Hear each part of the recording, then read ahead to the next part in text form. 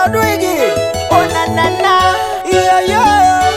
Rascal there, it's your time. You can't rush honeymoon. Takanga tato famba mangwe mamaira. Nato ku introduce kuna tete moira.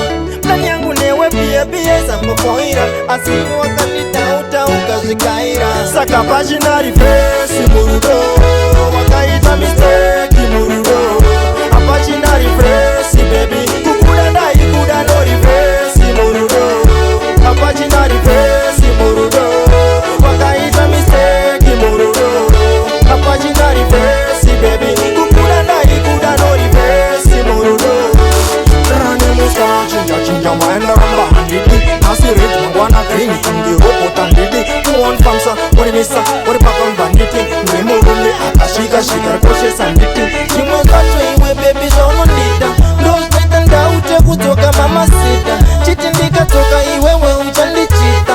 Paya kaniramba katatu kungepita. Saka paginari face murudo. Wakaita mistake murudo. Apaginari face baby. Kukuda na ikuda no reverse murudo. Apaginari face murudo. Wakaita mistake murudo. Apaginari face baby. Kukuda na ikuda no reverse murudo. Inga ndiwe kiebi wakandiramba kare. Ukatiraska iwe uriwe chinyakare. Ipapo wajiziwa ininga kudaza mare. Akuchemera kutoka ona mbiri ya magitari.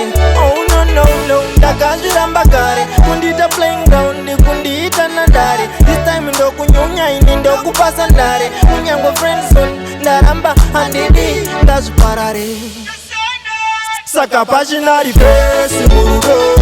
Wakaita mistake murudo.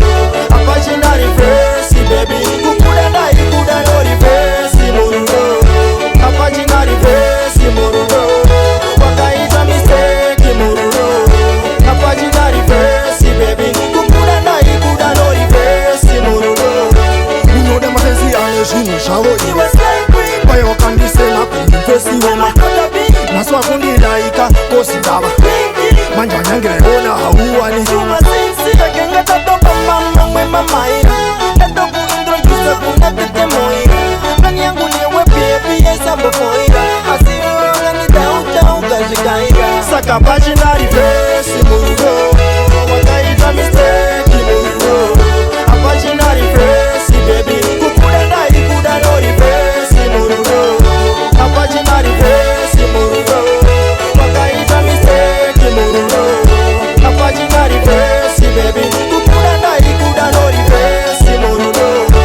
Ya Dwiggy. Tara baby kulimaranga manya baka tokwana naiga. Ya. Rone zimo zinyoa. Rascal ya. Ya Chamji. Yeah man.